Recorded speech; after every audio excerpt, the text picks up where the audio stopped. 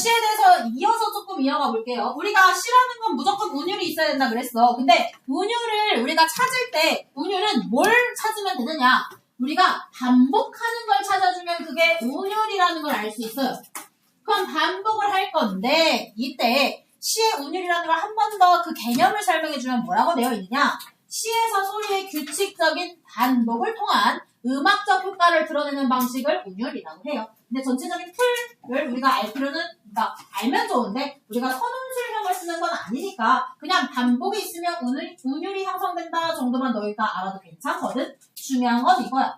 우리가 시를 읽을 때 내가 시를 딱 글씨까지 전부 다 읽는 것과 글씨 안 보고 그냥 형태만 봤을 때 형태만 보고도 뭔가 반복되는 게 느껴지면 그걸 우리가 겉에만 보고 알 수 있다. 외형률이라고 하고요. 바꿔냈자 쓰는 거예요. 그리고 시의 내용을 내가 직접 다 읽어봐. 안에 있는 내용을 읽어봤을 때 그 내용에 나와 있는 글자가 반복된다. 그건 안에 안내자 써서 내재율이라고 해요. 참고로 얘들아 지금 페이지 그 짝수 페이지 보면 돼. 짝수 페이지. 몇 페이지가? 4페이지. 그치? 4페이지 중에 있어요. 4페이지. 그러면 일단 그 속에 있는 내재율부터 얘기해줄게. 우리가 내재율 찾는 게 더 편해요. 그리고 우리가 이번에 시 보는 아이들은 다 내재율이 있어요. 내재율만 있어. 내재율이 뭔지 알려줄게. 소리 마디의 규칙적인 반복이 겉으로 드러나 있지 않고 자유로운 형태 속에서 느껴지는 운율을 내재율이라고 하는데 요 위에 있는 이론이 이해가 안 되면 예시를 보면 돼. 뭐라고 되어 있느냐? 우리가 그냥 같은 말이 반복될 거야. 아니면 같거나 비슷한 문장 구조가 반복될 거고 아니면 의성어나 의태어가 반복되는 것. 즉 안에 있는 어떤 내용이 반복되는 거라고 생각합니다. 내용 반복. 예를 들어볼게. 강물이 흐르고 나도 흐르네. 물소리가 졸졸 흐르고 바람이 살랑인다 되어 있어. 저기서 뭐 반복되니? 너희들 봤을 때. 밖에서 막 자기 뽑아달라고. 수요일날 뽑기 하죠? 쌤 벌써 어제 새벽에 뽑고 왔어. 20살이라서 뽑았네. 자, 미안해. 자, 그러면 예시에서 뭐가 반복돼? 그치. 흐르네. 흐르고, 흐르네. 흐르고, 뭐 이런 거. 그러니까 글씨, 어떤 내용이 반복되는 걸 우리가 내재율이라고 해. 근데 조금 어려운 게 뭐가 있느냐? 우리가 어떤 소리의 마디의 규칙적인 반복이 겉으로 드러나는 친구가 있어. 얘는 겉으로 드러나지 않고 얘는 겉으로 드러나는데 겉으로 드러나는 걸 우리가 외형률이라고 하고요. 외형률에 해당되는 건 딱 두 가지가 있어요. 음수율과 음보율이 있거든. 지금 뭔지 모를 거야. 밑에서 다시 설명해 줄게. 일단 음수율과 음보율이 있는데 요거 봐봐 얘들아 밑에. 나보기가 역겨워 가실 때에는 말없이 고이 보내 들이우리다 에서 반복되는 거 있어? 내용적으로 반복되는 게 없잖아. 근데 얘도 우리는 반복된다고 느껴. 왜 그러냐? 글씨 한번 개수 세볼래? 하나, 둘, 셋, 넷, 다여, 7글자지. 7글자. 하나, 둘, 셋, 넷, 다섯. 5글자지. 그리고 여기 글에 써있어. 7, 5조 이렇게. 그러면 앞에 거 7글자, 뒤에 거 5글자. 앞에 거 7글자, 뒤에서 5글자. 글자 수가 반복되네. 이것도 반복. 그럼 얘는 우리가 이 내용 안 읽고 그냥 처음부터 글씨 개수 하나, 둘, 셋, 넷, 다여 7개 셌을 때 이게 겉으로 드러난다고 보는 거야. 이해되니? 그러니까 내용을 안 보고 그냥 겉에 것만 봤는데 거기서 반복이 느껴지면 우리가 그거를 외형률이라고 한다. 우리가 오늘 배울 3월이나 그 사랑하는 별하나에서는 내재율만 나와요. 근데 외형률을 왜 같이 하느냐? 너희 학교는 볼 수도 있어. 왜 어디서 나오는지는 다음 주에 조금 더 추가로 해볼게. 그거는 이제 밑에 가서 다시 좀 더 얘기를 해볼게. 일단 그럼 내재율은 안에서 외형률은 밖에서라는 걸 얘기했으니까 그럼 어디 내재율, 그러니까 뭐가 내재율, 뭐가 외형률인지 조금 더 구체적으로 한번 설명을 해볼게요. 지금 여기 같은 음운부터 시작해서 의성어나 의태어까지 있죠? 여기가 내재율에 해당돼요. 그리고 밑에 일정한 글자 수와 음보 있지? 이게 외형률에 해당돼요. 율이지, 미안. 외형률.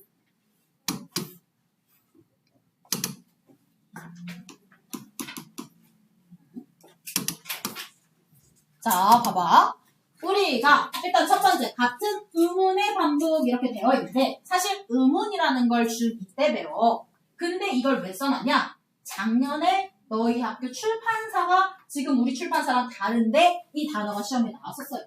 그래서 뭔지 설명해 주려고 넣어놨어. 의문이라는 걸 뭐냐면 간단하게 얘기하면 자음과 모음이라고 생각하면 돼. 혹시 저는 자음이랑 모음이 뭔지도 몰라요. 있을 수도 있잖아. 자음, 모음 몰라요. 내가 물어본다. 너네 다 안다 했으니까. 자, 이거는 기억은 안 써도 돼. 기억은 자음이게 모음이게. 잠깐만. 부끄러울 수 있으니까. 자, 자음이다 오른손, 모음이다 왼손. 들어봐. 자음이다 오른손. 내가 맞나? 자음이다 오른손, 모음이다 왼손. 자음이다 오른손. 모음이다 왼손. 자, 오른손이 자음이다. 다 맞았다. 오케이. 봐봐 얘들아. 기억 이런 게 자음. 그러면은 아야오요 되어 있는 애들 있지? 아야오요. 이런 애들이 모음이 자음. 다 아네. 근데 요게 반복돼도 우리가 반복이라고 느껴요. 예를 들면 이런 거. 서늘한 돌담에 달빛이 들어있네. 여기서 그러면 사실 모음은 잘 신경 안 쓰거든? 자음을 좀 많이 신경 쓰는데 자음에서 뭐가 반복되는 것 같아? 자음만 봐봐. 뭐가 좀 반복돼? 몰라요. 알려주세요. 알았어. 리 그리고 디귿. 서늘한 돌담에 달빛이 들어. 디귿이랑 리를 반복되는 고이. 이렇게 반복되는 것도 우리가 반복이라고 얘기해요. 그래서 웬만한 시들은 그냥 무조건 반복이 있어요. 없을 수가 없다. 또 어떤 게 있느냐? 그냥 동일한 위치에 반복하는 게 있어. 물론 얘는 다른 것들도 반복되긴 하지만 위치만 살펴보면 처음에 시작할 때 더로 시작하고 마지막에 끝날 때 고로 끝나. 위치가 반복되는 거야. 더 열심히 파고들고 더 열심히 말을 걸고 이렇게. 같은 위치 반복되는 것도 있다. 그리고 단어나 구절이 반복되기도 해요. 구절이라는 건 단어 2개 이상 붙은 걸 이제 구절구라고 얘기해요. 절은 그거보다 조금 더 긴데 문장이 완성되기 전을 우리가 절이라고 해요. 어쨌든 그렇게 단어나 구절이 반복된다. 혹은 시어가 반복된다라고 얘기하기도 해. 그래서 앞강물, 뒷강물, 흐르는 물은 어서 따라오라고 따라가자고 하면서 우리 뭐 물 이런 거 강물 이런 것도 있고 그냥 뭐 따라오라고 따라가자고 이러면서 뭐 따라 이런 거 있지. 이런 것들 지금 반복되는 거 확인할 수 있고요.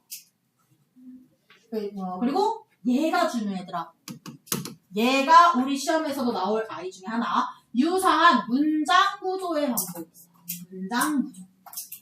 너희가 문장 구조라는 단어는 조금 단어가 아니지. 말은 조금 외워둬야 한다. 그냥 우리가 문장이 반복된다 하면 똑같은 문장이 띡띡띡 하고 나타나는 건데 문장 구조라는 건 어떤 문장의 틀이라고 생각해주면 돼. 문장의 틀이야.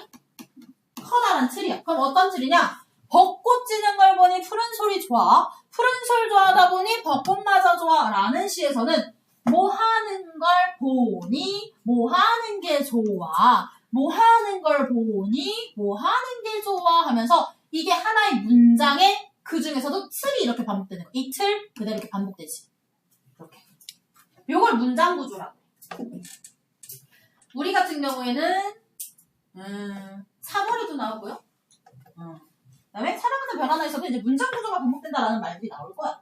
특히 3월은 심지어 찬천에서도 문장 구조가 반복된다라는 것들이 나오고 특히 우리 시 같은 경우에는 여기서 반복되는 그 운율이 느껴지는 방법을 모두 고르시오 이런 거 나오거든. 그때 골라주면 되는 것 중에 하나. 먼저 3월 하면서 가보자. 그 다음에 의성어랑 의태어라는 게 있어요. 우리가 초등학교 때도 배웠던 친구들도 있고 아닌 친구들도 있는데 의성어가 뭐냐면 성이 그 소리야 소리. 의성어의 성이 소리고요. 의태어의 태가 모양이라고 생각하면 돼. 그래서 소리를 나타내는 말이나 모양을 나타내는 말, 의성어나 의태어가 사용되면 우리가 운율이 느껴진다고 해요. 그래서 이런 거 배추잎 같은 발소리 타박타박 이런 거 타박타박 걷는 소리잖아. 그럼 얘는 의성어에 해당이 되는 거야. 만약에 저는쌤 소화가 잘 되는데요? 하나만 더 알려주세요 라고 한다면 의성어, 의태어를 합쳐서 우리가 이거를 음성상징어라고 얘기하기도 하는데 이 음성상징어라는 말이 시험 자체에 나오진 않겠지만 앞으로 너네가 수능까지 공부할 때는 저 단어가 계속 나올 단어 중에 하나니까 알아두면 좋아요. 그래서 그 의성어, 의태어를 합쳐서 음성상징어라고 한다 정도는 참고로 알아두세요. 자, 그럼 여기까지가 내재율이야. 그럼 우리가 이제까지 시를 다 내용을 막 읽었지? 내재율 보이지? 근데 외형률은 겉으로만 본다 그랬어. 내용 안 봐도 되고 개수 세보는 거야. 그럼 첫 번째 우리가 먼저 세볼 수 있는 게 글자 수야. 글자 수를 우리가 뭐라고 할 거냐? 아까 우리 외형률에서 혹시 음수율이라고 했던 말 기억나니? 이 음수율. 얘가 글자 수야. 다시 얘는 우리가 다른 말로 음수율이라고 해요. 음수율. 글자 수, 음수율. 그럼 글자 수 세볼게. 산 너머 남촌에는 누가 살길래 해마다 봄바람이 나무로 오네 해서 내용 안 보고 글자 수만 세면 하나, 둘, 셋, 넷, 다섯, 7개. 하나, 둘, 셋, 넷, 다섯. 얘도 7 오네. 또 하나, 둘, 셋, 넷, 다섯, 7. 하나, 둘, 셋, 넷, 다 7 오네. 이렇게. 얘들은 세는 그 단위가 조라고 해요. 그래서 이렇게 반복되는 거야. 많이 나오는 게 7호조 아니면 3, 4조나 4, 4조가 많이 나와. 참고로 알아주시고요. 그리고 음보라는 게 있어. 얘는 추워? 음보라는 애는 이름을 조금 그냥 외워둬야 되는데 보가 뭐냐면 얘들아 한 걸음을 보라고 생각하면 돼. 1보, 2보, 3보 이렇게 걷는다고 얘기하거든? 들어봤니? 들어본 사람도 있어. 맞아. 1보, 2보, 3보 걷는데 이런 거야. 우리가 음보라는 건 이렇게 한 걸음 걸을 때 자연스럽게 우리가 말을 하면서 걷는다고 하면은 이렇게 자연스럽게 말하면서 끊어읽으면서 얘기를 하잖아. 그때 그 끊어읽기 단위를 우리가 음보라고 해요. 자연스럽게 끊어있는 단위. 끊어있는 단위. 여기서 헷갈리면 안 되는 거. 띄어쓰기가 아니야. 띄어쓰기랑 똑같지는 않고요. 자연스럽게 끊어있는 단위야. 어떻게 끊어있느냐? 여기 얘가 있는데 엄마야 누나야 강변 살자를 만약에 띄어쓰기대로 읽으면 엄마야 누나야 강변 살자 이렇게 돼. 근데 그렇게 끊는 건 좀 어색해서 엄마야 누나야 강변 살자 하고 마지막을 붙여서 이렇게 끊어있잖아. 그러면 좀 자연스럽게 끊기는 거야. 그래서 엄마야 누나야 강변 살자 뜨레는 반짝이는 금모래빛 이렇게 끊어있거든. 그럼 얘는 하나 둘 셋 세 개로 끊어있건데 하나 둘 셋 세 개로 끊어있건데 세 개로 끊어있는 게 반복돼서 삼음보라고 해. 이렇게 내용 안 읽고 개수 세고 끊어있는 개수 세서 겉으로 튀어나오는 걸 외형률이라고 하고요. 이 외형률이 우리 이번에 배울 시에는 없어. 그런데 학교에서 요거를 그러니까 시라는 작품을 우리가 배우잖아. 근데 시 안에는 뭐가 있냐면 시조라는 애가 같이 껴있어. 그럼 이 시와 시조를 공통점과 차이점을 비교할 때 문제가 나올 수 있어서 그래. 시조는 뭔데요? 다음 주에 얘기해줄게. 그래서 어쨌든 이 시라는 애가 있고요. 그 시 안에 시조라는 애도 있다. 근데 시조라는 애는 요게 있다. 라는 거 그냥 얘기해주기 위해서 전체적인 운율에 대해서 얘기를 했고요. 그리고 아까 얘기했던 심상 있지? 심상 했을 때 우리가 뭐만 생각한다 그러면 됐어. 심 무슨 심이라고? 맞아. 마음심이야. 그 마음심에 나와서 얘는 이 심상은 뭐냐? 심상. 얘는 시를 읽을 때 마음속에서 떠오르는 여기서 떠오르는 감각적인 모습이나 느낌 요거를 이미지라고 생각하면 되고요. 마음속에서 떠오르려면 우리가 평상시에 느끼는 그 감각을 생각해주면 돼. 너네 사람은 몇 개의 감각을 갖고 있니? 맞아. 오감각이지? 그거야 그거. 요거 오감각이야. 오감각. 그대로 생각해주면 돼.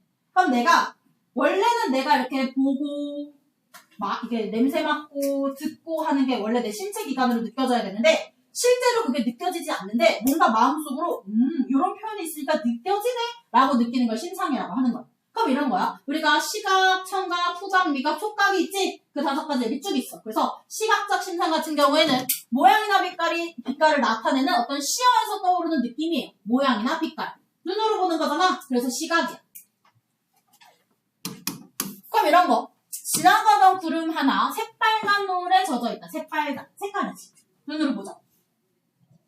그 다음에 듣는 거. 자, 청각이지. 소리를 나타내는 시야에서 떠오르는 느낌. 눈을 뜨니 멀리 육중한 기계 굴러가는 소리. 소리 들린대. 청각. 후각은 냄새. 맞는 거니까 우리 냄새 얘기하는 거 매와 향기. 향기. 그럼 우리가 글로 읽지만 매와 향기 하고 느끼는 거. 미각은 맛이잖아요. 그래서 맛을 나타내는 걸로 고추, 당추 맵다 해도 시집살이 더 맵더라. 맵다. 매운 맛. 촉각은 우리가 피부로 느끼는 거야 얘들아. 그래서 감촉을 얘기하거나 아니면 여기는 하나 더 플러스해줘. 그 온도. 온도도 우리가 얘들아 피부로 느끼거든. 그래서 여기 아버지의 서늘한 옷자락 하면서 서늘한 이런 거 있지. 서늘한 있지. 차갑다는 거. 이런 것도 우리가 촉각으로 느끼고요. 그럼 오감각이 끝나는데 밑에 하나 더 있는데요. 저건 뭐예요? 이건 공감각적 신상이라고 공이 함께 공이야. 함께 공. 그럼 함께 느껴지는 거야. 감각이 함께 느껴진다. 그래서 하나의 감각이 다른 감각으로 바뀌어서 표현이 돼가지고 둘 이상의 감각이 동시에 떠오르는 거. 감각이 동시에 떠오르는 거. 어떻게 떠오르느냐? 이런 거 있지. 푸른 휘파람 소리. 생각해봐. 휘파람 소리는 어떻게 느껴? 청각으로 느끼지? 근데 그 휘파람 소리가 어떻대? 푸르대. 보여? 사실 보이진 않는데 우리가 시적으로는 이렇게 표현이 가능해. 그러면 마치 휘파람 소리가 푸른 색깔처럼 느껴지네. 지금 감각 2개 썼지. 이런 걸 우리가 공감각적 신상이라고 해요. 그래서 이런 것들이 있다라는 거 알아주고 이번 우리가 배울 때는 딱히 안 나와요. 요거는 그냥 참고로 우리가 시 배우면서 알려준 거라서 쌤 너무 꽉 찼어요. 잊어버렸네. 알겠지? 그냥 이거는 참고로 알고 계세요. 넘어갈게요. 여기는 이제 다시 정확하게 알아야 된다.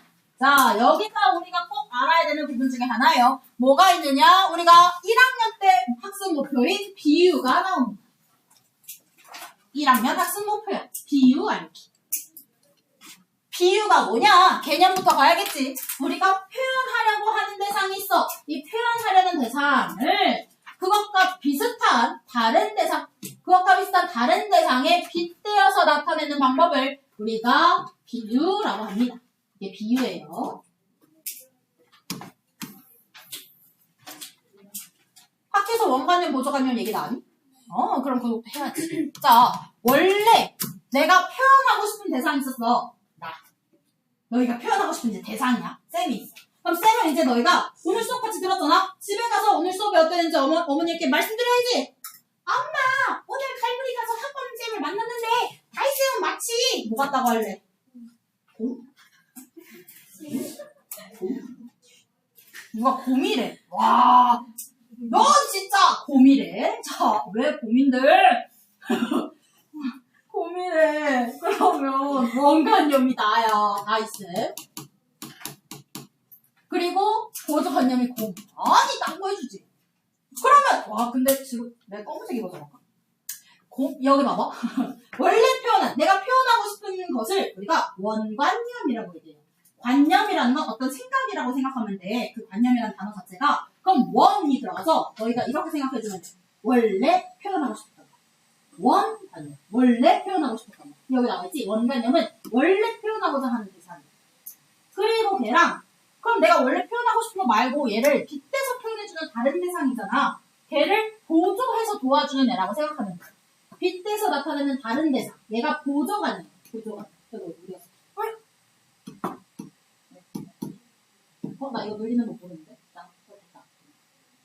요걸로 한번 보지. 미안. 자, 보조관념이라고 해요. 그래서 그러면 지금 저 친구가 나한테 다이스 엄마 오늘 갈무리쌤 봤는데 갈무리 다이쌤은 곰 같아 이랬어. 어머니께서 그걸 들으면서 곰 같다고? 덩치가 크신가? 미련하신가?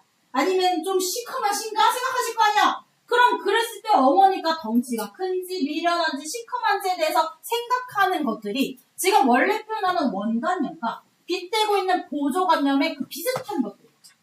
이거가 있어야지만 우리는 비유를 할 수가 있어요. 너희가 쌤이 너무 인간 같아. 예를 들면 사람 같아. 사람 냄새가 나. 근데 너네가 생각을 너무 많이 해가지고 우리의 조상은 웅녀지. 웅녀는 곰이니까 그래서 쌤이 곰 같아까지 가잖아? 물론 틀린 건 아닌데 그렇게까지 다른 사람들이 생각하기에는 너무 이제 그 비슷한 게 멀잖아. 그럼 이게 연결이 잘 안 되는 거야. 너네가 만약에 내 최애가 곰이야. 예를 들어서. 그래서 내 선생님이 내 최애가 됐어. 그래서 엄마, 그래서 선생님이 곰 같아. 곰이라고 얘기한 건데 어머니가 생각하기엔 어머니의 최애가 곰이 아니야. 어머니의 최악이 곰이야. 그럼 선생님 곰 같다고? 당장 그만둬! 하실 거 아니야. 그치? 그러니까 이 비슷하게 내가 뭘 연결할지 그 유사점은 작가마다 다르게 표현할 수도 있지만 웬만하면 이제 대부분의 사람들이 다 비슷하게 생각하는 걸로 연결해줘야 이해가 빠르다는 거야. 그래서 한 번 더 정리하면 우리 원관념과 보조관념이 있는데 원관념을 원래 표현하고자 하는 거 보조관념은 우리 빗대에서 나타내는 다른 대상이고요. 그럼 이 원관념과 보조관념 사이에는 뭐가 있어야 되느냐? 비슷한 유사성이 있어요. 유사성 또는 또 뭐라고 얘기하느냐? 공통점이라고 나올 때도 있어요. 공통점이든 비슷한 점이든 유사성이든 이런 게 있어야 연결이 된다. 그럼 우리가 이제 비유를 할 건데 비유를 하는 방법이 사실 여러 가지가 있어. 여러 가지 중에서 1학년 때는 한 3가지 정도 나와요. 혹시 너네 프린트 받은 거 있니 학교에서? 비유 표현회가 아니죠? 따로 받은 거 없니? 그러면 이 3가지 정도만 알면 괜찮아. 일단은 있어? 몰라? 아유. 그럼 일단 3가지 하고 추가되면 끝에 다시 얘기해줄게. 이건 꼭 알아야 되는 3가지. 중1 때 학습 목표예요. 뭐냐? 직유, 은유, 의인. 근내 초등학교 때 근데 너희도 모른다. 그치? 그래서 직유부터 다시 가볼게. 직유가 뭐냐면 자 여기 형광펜 가치처럼 인듯 요런 표현 이 단어 이와 같은 말로 연결해서 원관념과 보조관념을 직접 빗대었기 때문에 우리가 직유법이라고 해요. 가치처럼 인듯 그냥 대놓고 얘는 뭐 같아 얘는 뭐뭐인 듯 얘는 뭐뭐처럼 이라고 대놓고 연결해 주는 거야. 그래서 직유법이에요. 예를 들면 저런 거야. 돌담의 속삭이는 햇발 같이 풀 아래 웃음지는 샘물 같이 여기에 직유법이 쓰였어. 뭐 때문에? 좋아. 같이. 또 뒤에서도 같이. 이게 직유법이야.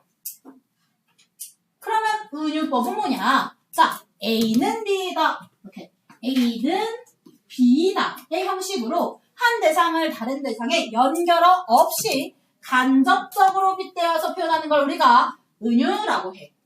연결어가 뭔데요? 위에 있는 게 연결어예요. 가치처럼 인듯. 요게 없는 거야. 이게 연결어인데 이 연결어가 얘는 있고 연결어가 얘는 있고 얘는 연결어가 없는 거예요. 그래서 그냥 A는 B 이런 식으로 연결이 돼. 그럼 이거는 얼굴은 야수지만 마음은 토끼다 에서 지금 얼굴은 야수 마음은 토끼 이렇게 연결한 걸 은유법이라고 하거든.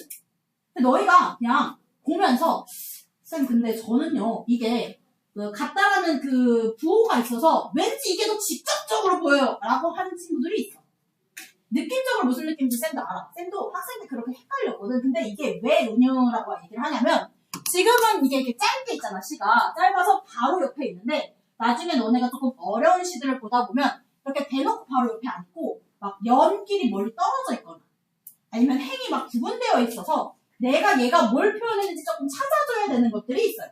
사실 우리가 3월도 대놓고 봄눈이랑 그 이불이랑 붙어있진 않잖아. 떨어져 있잖아.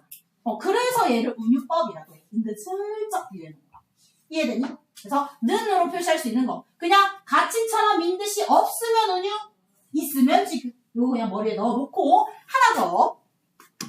그 다음에 너네 또 한자 중에서 유일까지는 알지. 몇 가지 알고 있는 것 중에 하나가 뭐가 있냐? 사람 인자. 그 정도는 알지. 그 사람 인자가 들어가는 게 의인법. 그래서 사람이 아닌 것을 사람에 빗대어서 사람같이 말하고 행동하게 표현하는 걸 우리가 의인법이라고 해요. 그리고 힌트를 주자면 사람같이 느낄 때는 보통 뭐가 들어가느냐? 감정이 많이 표현돼.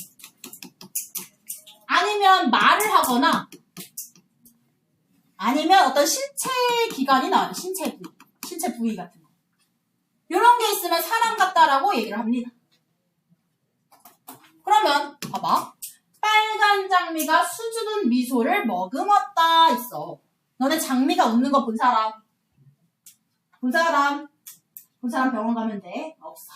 장미가 웃는 걸 우리 볼 수가 없어. 왜? 장미는 사람이 아니잖아. 근데 웃는 거 사람만 웃어. 쌤 저희 집 강아지는요 잘 웃어요. 아니야 웃는 거 아니야 그냥 근육의 움직임이야. 이게 어쩔 수 없어. 이게 시는 약간 이기적으로 가져야 돼. 동물도 우리는 알지. 우리 반려동물들이 잘 웃고 감정도 있는 거 아는데 동물도 마치 미소를 머금는다. 나를 위로해준다. 이런 게 있잖아? 그럼 그거 다 의인법으로 가져야 돼. 그래서 약간 이기적으로 간다라고만 알아주세요. 그래서 뭔가 감정 있고 말하고 신체 부위 있으면 다 의인법이다. 그래서 이렇게 미소 머금는다 이런 거. 특히 수줍다 이런 거 있지. 감정이지. 이런 거 의인법이다 가주시면 돼요. 우리 3월에서 의인법이 나올 거예요. 자, 그리고 요거랑 뭘 구분할 줄 알아야 되느냐? 상징을 구분할 줄 알아야 돼요. 상징. 우리가 배우는 거에서 상징은 사랑하는 별 하나에서 나옵니다. 거기서 상징이 나오는데 상징의 정의가 무조건 시험에 나와. 무조건! 근데 강조해도 여기서 한 명은 틀려. 2학년도 틀려. 3학년도 틀려. 그러니까 제발 너희는 틀리지 말아줘. 자, 상징의 정의가 있대요. 상징의 정의가 뭐냐? 추상적인 관념이나 생각. 추상적인 게 포인트야. 추상적인 관념이나 생각, 느낌을 구체적인 사물로 나타내는 걸 우리가 상징이라고 해요. 이거 개념이 시험에 무조건 나와요. 이건 100%야, 1000%야. 안 나올 수가 없어요. 근데 틀리지 마세요, 제발. 왜냐면 어떻게 나오느냐? 이거 어떻게 바꿔서 내. 구체적인 사물이나 개념을 추상적인 걸로 표현한다. 이렇게 바꿔서 내거든? 근데 너희가 그걸 대충 읽고 틀리더라고. 그게 아니야. 추상적인 거를 구체적으로 바꿔주는데 예를 들어볼게. 맨날 듣는 예, 네이클로버 같이 갑시다. 자, 네이클로버의 상징하는 바 뭘까요? 좋아, 행운이야. 얘 행운인데 내가 너에게 행운을 줄게. 뭐 줘, 빨리. 이렇게 할 수 있잖아. 아무것도 안 보이잖아. 준 게 없잖아. 근데 그게 아니라 내가 너에게 네이클로버 줄게 하고 딱 주면 얘가 나에게 행운을 주는 거구나 라고 이해가 되지. 그런 거라고 생각하면 돼. 그러니까 내가 원래 표현하고 싶은 약간 얘도 원관념이 돼. 이 행운이 원관념이 되거든, 얘들아. 이게 원관념인데 이 원관념에 해당되는 아이들이 전부 다 추상적인 게 돼. 얘가 추상적인 개념이 되는데 추상적이라는 게 뭐냐? 내 눈에 안 보이는 거야. 보이지 않는 것들. 생각이든 감정이든 사상이든 이런 것들 있지? 그런 것들을 우리가 추상적이라고 해요. 이해되니? 그래서 행운이 추상적인 거고 그거를 내가 행운을 받아! 하고 이제 뭔가 필요해. 주고 싶어. 그래서 그거를 나타내는 눈에 보이는 구체적인 사물로 나타내는 거야. 얘가 보조관념이 되는 거야. 보조관념. 얘가 네이클로버가 되는 거지. 이해되니? 그래서 추상적인 것을 구체적인 것으로 나타내는 표현 방법을 우리가 상징이라고 하는데 혹시나 요 개념 얘기할 때 이거 하나만 알아도 비유는 빗댄다라는 단어가 들어가야 되고 상징은 빗댄다라는 단어는 안 들어가. 그냥 나타낸다. 빗대는 건 비유. 얘는 빗대는 건 아니고 그냥 그걸로 보여주는 거예요. 그래서 그냥 저런 사소한 것도 있으니까 참고로 알아두시고 진짜 이거 틀리면 나 울 거야. 그 앞에서 이런 거 틀렸어. 이러고 울 거니까 알아도 틀리지 마. 그러면 이 상징의 종류가 이렇게 3가지 있는데 혹시 배웠니? 따라 안 배웠니? 따라 안 배웠으면 구체적으로 갈 필요는 없어요. 구체적으로 갈 필요는 없는데 간단하게만 얘기해주면 그냥 상징이라는 게 있어. 상징이라는 게 있는데 너희가 불을 보고 뭘 느끼든 그러니까 뭔가 뜨거울 것 같은 느낌? 뭔가 화끈할 것 같은 느낌? 열기가 느껴지고 화려함 이런 걸 느낄 거 아니야? 에너지 느끼잖아. 그거를 너희가 보든 우가 원신이 보든 너희의 조상님이 보든 미래 삐리비리비 하고 외계인이 보든 누가 보든 불 보면 그런 느낌 받겠지? 그걸 원형적 상징이라고 해. 누가 보든 어떤 인류가 보든. 근데 그거 말고 까마귀라는 게 있어. 까마귀가 우리나라에서는 어떤 의미를 갖고 있니? 까마귀. 까마귀라고? 까마귀는 까마귀긴 해. 뭘 상징하는 까마귀? 그치, 불행이지. 그럼 우리나라에서는 이걸 불행이라고 보는데, 일본에서는 얘를 행운이라고 봐. 또, 북유럽에서는 얘를 지혜라고 봐. 그러면 이게 나라마다 조금 다를 수 있잖아. 그래서 관습적으로, 사회나 문화, 역사적으로 나라마다 다른 것, 그 사람들이 공유하는 것들이 다른 상징을 우리가 관습적 상징이라고 해요. 비둘기도 여기에 들어가. 원래 우리가 비둘기 상징이라고 알고 있잖아. 근데 우리 원시시대 우가우가 가면 그 사람들도 비둘기 뭐 이럴까? 평화 이럴까? 아니야. 걔네는 몰라. 그냥 비둘기 먹는 거 이게 끝이야. 근데 비둘기가 언제부터 그런 평화의 상징이었냐면 기독교에서 이게 온 거예요. 그러니까 그런 거는 이제 관습적 상징이 되는 거고. 그럼 개인적 상징은 뭐냐면 그냥 시 속에서 시인이 본인이 만들어낸 어떤 상징이 있어. 힌트를 줘. 나는 이거를 이런 상징으로 만들 거야 라는 힌트들을 주는데 그런 걸 개인적 상징이라고 할 거고 사랑하는 별 하면은 이제 개인적 상징이 되는 거지. 그냥 요거 참고로만 알아두세요. 저런 이름들이 있다 이 정도. 중요한 건 요거는 조금 알아두면 좋을 것 같아. 왜냐? 우리가 3월이랑 사랑하는 별 하나가 나오기 때문에 비유와 상징이 각각 나타나는 거고 그럼 얘네들의 차이가 뭔데?에 대해서 이렇게 나올 수 있어. 뭐가 나올 거냐? 일단 비유나 상징 둘 다 글쓴이의 생각과 느낌을 간접적으로 나타내요. 대놓고 보여주는 게 아니잖아. 다이쌤은 곰 같아. 그게 무슨 뜻일까? 이렇게 하잖아. 그런데 그거를 이제 대놓고 얘기한 게 아니지. 아니 다이쌤이 워낙 곰처럼 믿음직스럽고 또 이렇게 막 친근하게 해가지고 막 우리를 지켜줄 것 같아서 곰이라고 했죠 쌤. 그치? 그치? 그런 거지. 그런 거래. 근데 이런 걸 간접적으로 표현한 거잖아. 설마 지금 막 덩치가 크고 밥 많이 먹고 와서 지금 배 났다고 곰이라는 거 아니지? 눈이 왜 위로 올라가? 나 다이어트 중이야. 기대해. 한 달 뒤에 좀 달라질 거야. 여튼 그런 간접적인 거. 뭔가 대놓고 얘기하지 않고 간접적으로 얘기하는 게 비유랑 상징 둘 다 맞는데 비유는 뭐가 있느냐? 우리가 원관념, 보조관념이라는 걸 비유해서 얘기했잖아. 걔네 둘 다 나와. 비유는. 둘 다 나타나요. 함께 나타나. 둘 다 있어. 3월 생각하면 거기에 원관념, 보조관념이 진짜 계속 나타나. 같이 나타나는데 그럼 아까도 얘기했지. 원관념과 보조관념 사이에는 유사성, 공통점이 있어요. 그래서 우리가 얘네들을 유추하기가 쉽거든? 근데 상징은 원관념은 안 나타나. 그냥 보조관념만 나와요. 그러니까 이런 거지. 내가 너에게 네잎클로버를 줄게 정도만 얘기해도 우리는 그걸 보면서 얘가 나한테 그 행운을 주는 거구나 라고 이해를 하잖아. 굳이 내가 구차하게 내가 너에게 행운을 빌어주고 싶어서 네잎클로버를 찾아서 너에게 줄게 이렇게 얘기 안 하잖아. 그치? 그러니까 시에서도 그냥 딱 네잎클로버 이것만 나오는 거야. 우리 사랑하는 별 하나에서도 별, 꽃, 길 이것만 나오잖아. 걔가 뭘 의미하는지 대놓고 설명한 거 있어?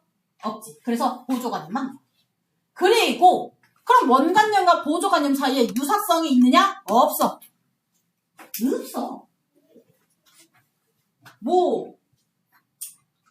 이 네잎클로버가 진짜 행운이야?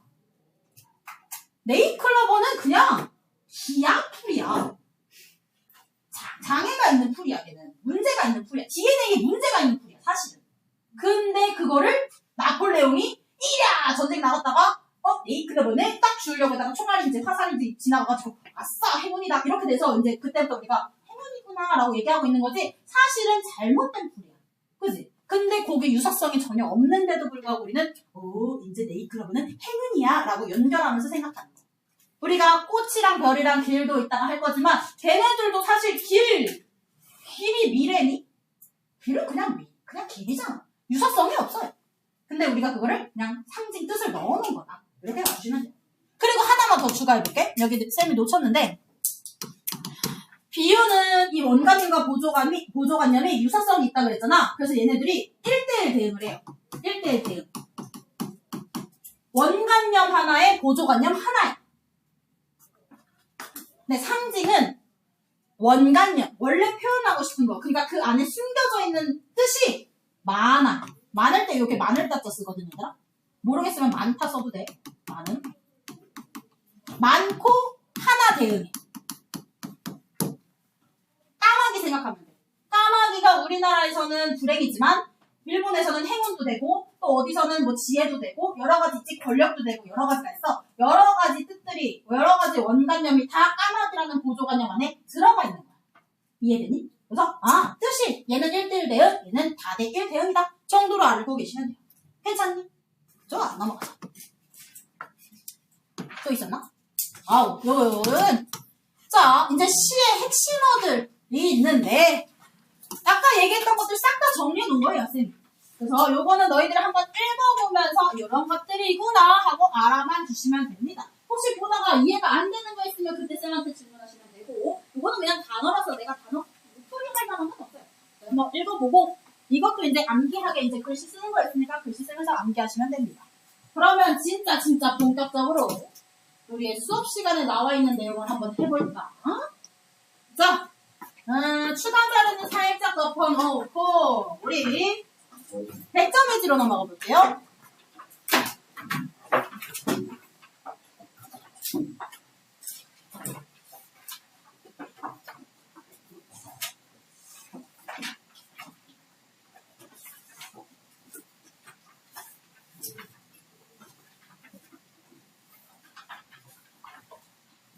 백점일지에서 페이지를 조금 많이 넘길 건데 페이지 14페이지 정도로 한번 펴볼래?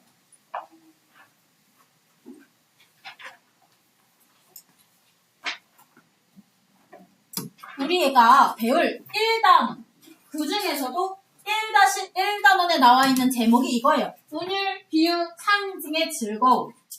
그러면 너희들이 학교에서 시험에 나올 때도 이 제목에 나와 있는 건 시험에 나온다.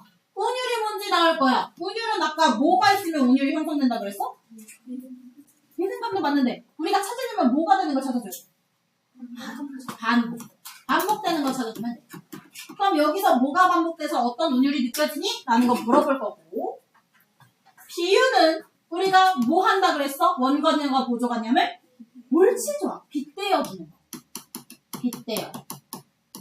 상징은 어떤 거에서 어떻게 표현한다? 추상적인 것을 구체적으로 표현한다. 너무 잘했어. 추상을 구체로 표현한다 라는 거 일단 당연히 이 개념 알아야지. 개념 알아두고 시에서 어떻게 나오는지 알아줘야 되고 플러스 그럼 이걸로 인해서 그 효과가 뭐니? 까지 물어보는 게 너네 1-1에서 나오는 시험 문제. 그래서 그것도 한번 확인해 볼 거고, 그리고 이제 OTT 쌤이 간단하게 얘기하다가 끝냈는데 우리 서울여중의 시험 특징 얘기해 줄게. 이걸 먼저 얘기했어야 되는데 서울여중에서 이거 안 써도 돼. 특징이 뭐가 있냐면 요거는 학교가 원래 한 중3 정도 되면은 다른 학교도 외부 지문들이 나와요. 근데 우리 서울여중은 1학년 때부터 외부 지문이 나옵니다. 외부 지문이라는 게 뭐냐? 교과서에 없는 작품을 외부 지문이라고 해. 그러면 이 시험에 어떻게 나오는 거냐? 옛날에 학교에서 나오는 내신들은 다 교과서에 나온 작품만 가지고 시험을 냈었어. 그게 내신 스타일이었어. 그리고 너네가 6년 뒤에 보는 시험인 수능이라는 애는 너희가 처음 보는 작품 혹은 좀 낯선 작품을 가지고 너네가 머릿속에 있는 이론을 적용하는 그런 적용력을 보는 걸 수능이라고 해. 근데 그 수능 형식을 지금 쭉 끌고 와서 중1부터 지금 시험을 보는 게 너희 학교 스타일이야. 학교 교과서에 없는 시가 나올 거야. 학교 교과서에 없는 작품이 시험에 나올 거야. 물론 쌤이 너희가 시험을 잘 볼 수 있게끔 최대한 많은 작품, 뭔가 학교 선생님께서 낼 것 같은 작품을 도와줄 거긴 하고 같이 분석을 해볼 거지만 시가 워낙 많아. 쌤이랑 다 못할 수도 있단 말이야. 그러면 어떻게 해야 되느냐? 우리가 아까 열심히 지금 1시간 반 동안 이론 막 배웠지? 그게 머릿속에 있으면. 그리고 그걸 가지고 너희가 처음 보는 작품도 분석해낼 줄 알면은 시험 보는 게 그렇게 어렵진 않아요.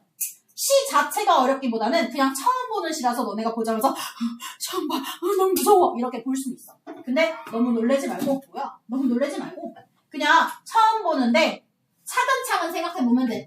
뭐가 반복되지? 이게 운율이구나. 여기 뭐랑 뭐를 빗댔지? 직유로 빗댔나? 인유로 빗댔나? 사람처럼 표현했나? 이런 거 찾아주고, 그 다음에 혹시 추상적인 거 구체적으로 표현한 게 있나? 상징이 있나? 정도만 봐주면 시 처음 나오는 거 봐도 너네가 충분히 맞출 수 있어요. 그래서 이런 거 하나 있다라는 거 알아주면서 일단은 그래도 교과서에 있는 작품이 아예 안 나오는 건 아니야. 나오니까 한번 분석하면서 들어가 볼게. 우리 비유했어요. 아까 비유 나와 있는 거 표현하려는 대상. 얘를 우리가 뭐라고 했었는지 기억나? 표현하려는 대상? 다른 말로 그치? 원관념. 이 원관념을 다른 대상에 빗대어서 나타내는 거. 다른 대상을 뭐라고 했었는지 기억나니? 옳지! 보조관념. 요거에 빗대어서 나타내는 표현을 비유라고 해요. 그래서 요거 하나 알아주시고, 상징은 눈에 보이지 않는 대상. 얘를 뭐라고 한다고? 위에도 써있지? 추상적인 거. 추상적인 관념. 추상적인 내용? 이렇게 해도 상관없어요. 추상적인 것을 일정한 형태를 갖춘 사물. 형태를 갖췄다는 게 눈에 보인다는 거. 그래서 이게 구체적인 사물. 이렇게 해주는 거. 요걸로 나타내는 거를 상징이라고 하고요. 운율은 우리가 시를 읽을 때 느껴지는 말의 가락을 운율이라고 하고 이 말의 가락, 운율을 느끼기 위해서는 반복이 있어야 된다. 한 번 더 얘기하면서 빗댄다라는 것은 바로 얘기하는 게 아니라 빙 둘러서 얘기하니까 간접적으로 표현한다 라고 가주시면 돼요. 간접 표현이야.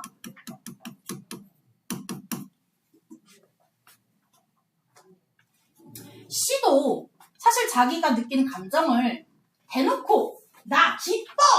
라고 감정을 대놓고 얘기한 게 아니면 다 간접 표현으로 가주시면 돼요. 만약에 감정 표현이 대놓고 써져 있어. 나 슬퍼, 기뻐 이런 게 있으면 그거 부분만 직접이야. 그것만 집어서 직접이고 나머지는 간접이니까 그것도 나중에 참고로 알아두시면 좋아요. 그리고 또 중요한 게 이런 거야. 학습 목표. 옆에 보면은 얘들 학습 목표가 있는데 학습 목표에서 아까 제목에 있는 거 그대로 되어 있잖아. 운율, 비유, 상징의 특성과 효과에 유의해서 작품을 감상하고 창작할 수 있다. 창작은 수행평가를 했겠지. 내시에서 나오는 거는 운율, 비유, 상징 너희 특성 아니? 효과 아니? 작품에 적용할 수 있니? 가 시험에 나온다는 거. 요거는 너희가 앞으로 쌤이랑 계속 공부를 할지 아니면 나중에 새로운 선생님을 만나든지 아니면 너희가 스스로 공부하든지 그때마다 알아서 학습 목표는 꼭 읽고 들어가면 돼. 알겠지? 요거대로 시험 나와요. 요거대로 시험 나온다. 알고 계시면 됩니다. 자, 뒤에서 그러면 3화부터 할 건데 쉴까? 우리는 이론을 다 열심히 했기 때문에 조금 더 쉬고 나서 3월이랑 사랑하는 별 하나까지 오늘 2작품만 딱 보고 끝낼 거야.